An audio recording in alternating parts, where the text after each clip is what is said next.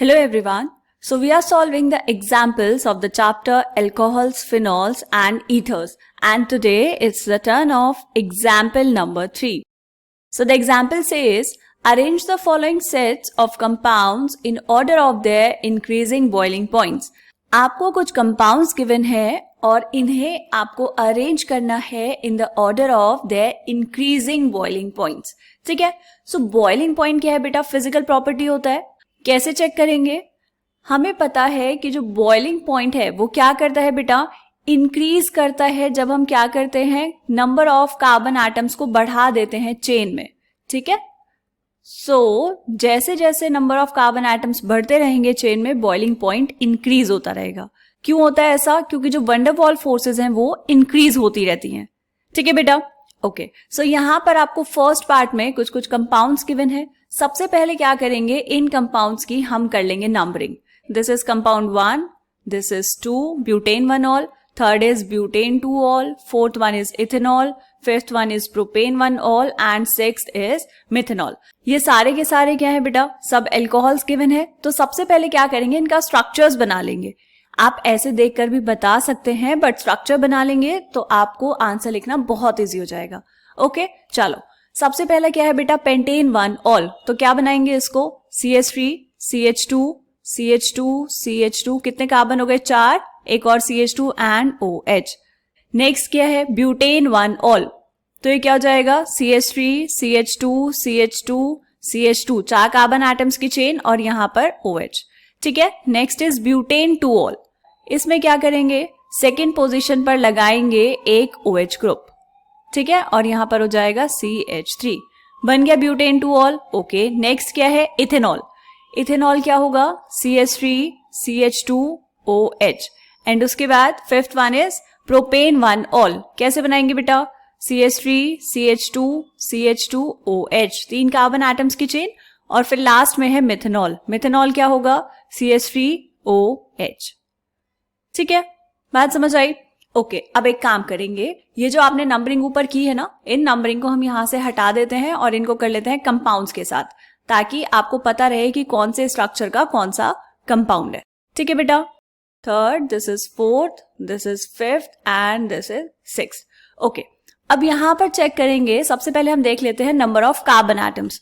ठीक है. सबसे ज्यादा नंबर ऑफ कार्बन एटम्स किसमें है बेटा? सबसे ज्यादा है यहां पर हम देखेंगे, दिस इज पेंटेन 1 ठीक है. तो सबसे ज्यादा नंबर ऑफ कार्बन एटम्स इसमें होंगे.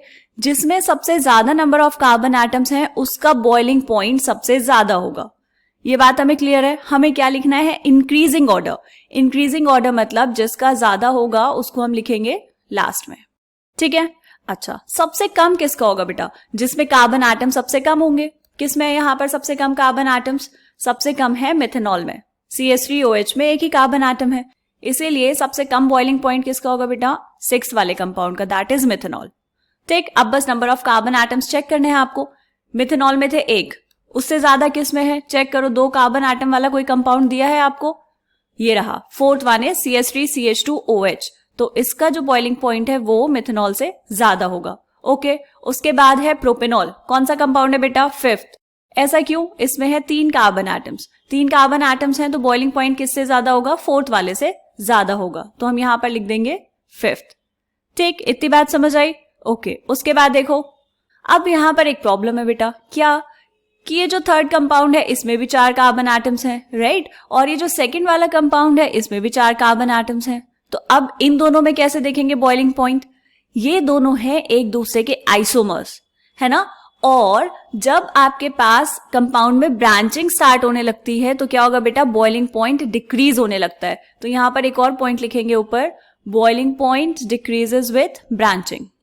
Decreases with branching. ऐसा क्यों? क्योंकि जब ब्रांचिंग होने लगती है तो क्या होगा बेटा? सरफेस एरिया कम होने लगता है. और जैसे जैसे सरफेस एरिया कम होगा, जो वंडर वॉल फोर्सेज हैं वो भी कम हो जाएंगी. ठीक है. और अगर वंडर वॉल फोर्सेज कम हो जाएंगी तो बॉइलिंग पॉइंट कम हो जाएगा, क्योंकि इंटरमॉलिक्यूलर फोर्सेज ऑफ अट्रैक्शन को ओवरकम करना आसान हो जाएगा. ठीक है. बात समझ आई? तो थर्ड और सेकंड में कम बॉइलिंग पॉइंट किसका होगा बेटा? कम बॉइलिंग पॉइंट होगा थर्ड वाले कंपाउंड का. क्यों? क्योंकि उसमें हो रही है ब्रांचिंग.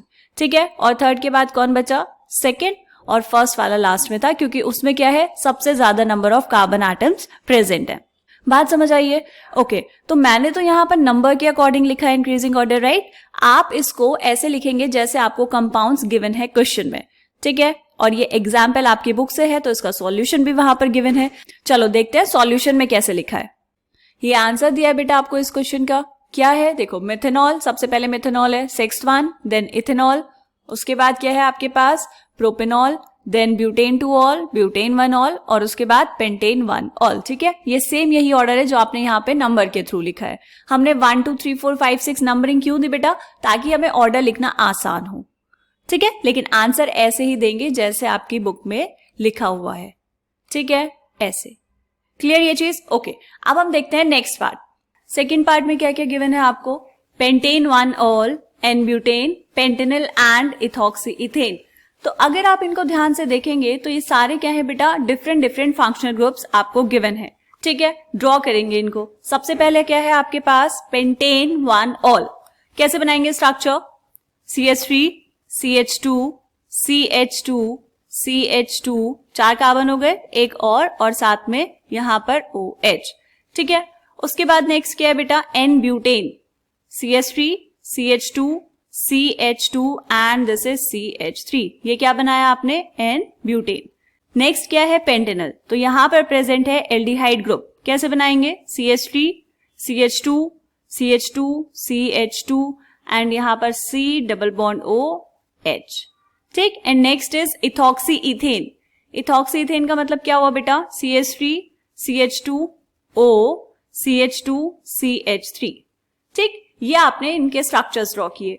अब इनको कर लेते हैं numbering. This is 1, this is 2, this is 3 and this is 4, ठीक है? अब देखो बेटा, अगर हम 1 बाय 1 करके चेक करें तो जो आपके पास होते हैं एल्कोहल्स, एल्कोहल्स का फॉर्मूला क्या होता है? ROH। इनमें प्रेजेंट होती है हाइड्रोजन बॉन्डिंग। हाइड्रोजन बॉन्डिंग की वजह से क्या होगा? मतलब इंटरमॉलिक्यूलर फोर्सेस ऑफ अट्रैक्शन ज्यादा है, और जितना ज्यादा इंटरमॉलिक्यूलर फोर्सेस ऑफ अट्रैक्शन उतना ही ज्यादा होगा इनका बॉइलिंग पॉइंट। तो सबसे ज्यादा बॉइलिंग पॉइंट तो होने वाला है पेंटेन 1 ऑल का।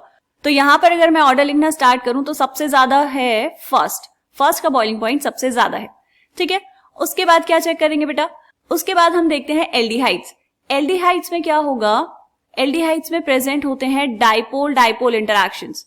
डाइपोल डाइपोल इंटरैक्शंस, ऐसा क्यों? क्योंकि ये जो है कार्बन डबल बॉन्ड ऑक्सीजन, इसमें ऑक्सीजन पे होगा पार्शियल नेगेटिव और कार्बन पे होता है पार्शियल पॉजिटिव, ठीक है? तो इसकी वजह से यहां पर होते हैं डाइपोल डाइपोल इंटरैक्शंस, ओके?